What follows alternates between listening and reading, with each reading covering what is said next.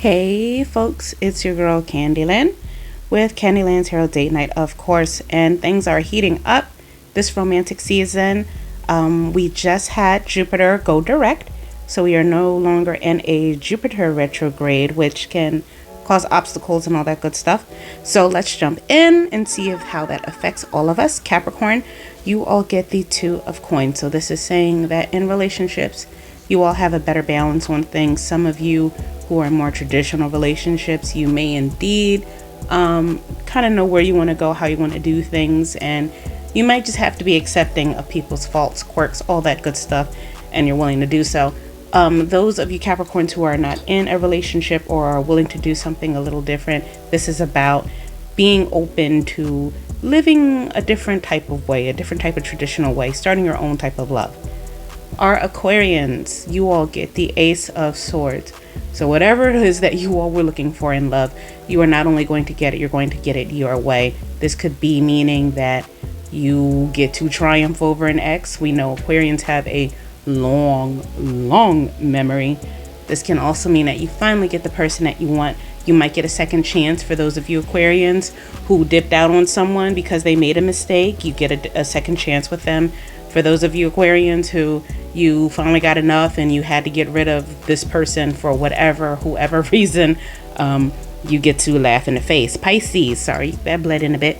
You all get the Nine of Swords. So this is about being very confused, Pisces, being very confused, matching energy and then not liking the results.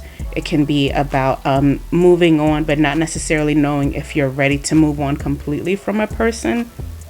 It can also be things going right and being a little afraid that they do. Some of you Pisces, you kind of are used to people effing up, and it might feel very uncomfortable for things just to be going right. So this is a time of confusion. It's best just to lay back and relax. For our Aries, you all get the King of Swords. This is a card that represents Libra, can represent Libra ways. Usually it would tell you to act more Libran-like, but for a lot of you Aries, I think this is saying that there's going to be Libras coming back into your life who are exes. For some of you Aries, this could also, Libra can blend in with Virgo or Scorpio, so some of those folks could be re-entering. You could be starting up a relationship with someone who is a Libra. This can be good and bad because you both are cardinal signs. That's good because you all know what you want, but that's bad because you can be stubborn.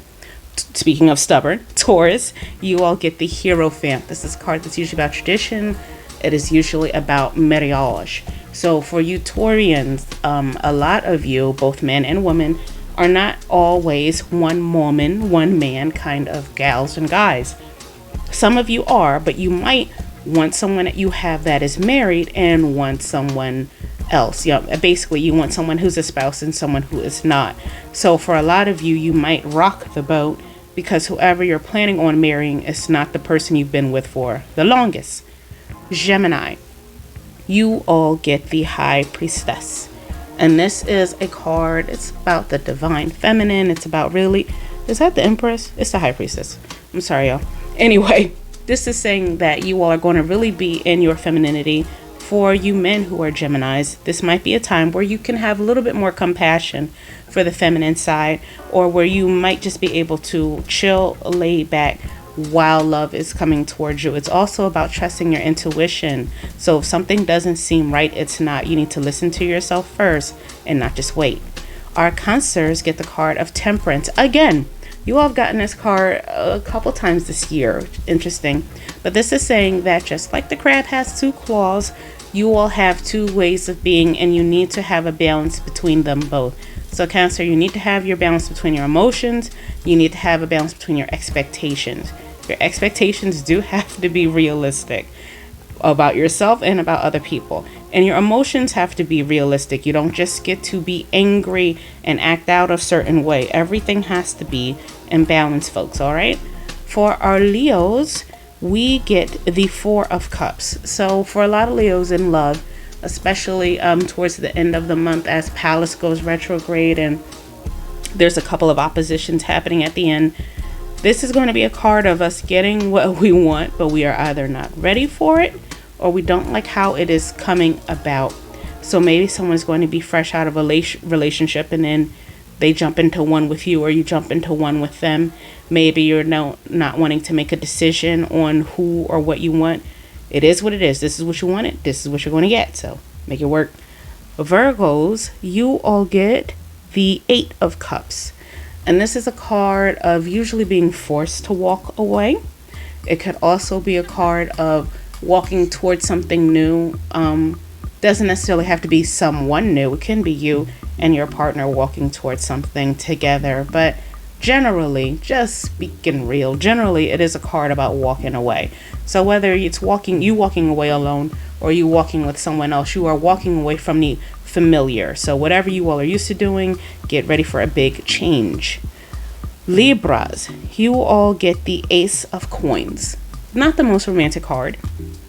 It can mean that you're going to get a nice little gift, chunk of change from somebody who loves you, likes you, someone you're really into, someone you're with.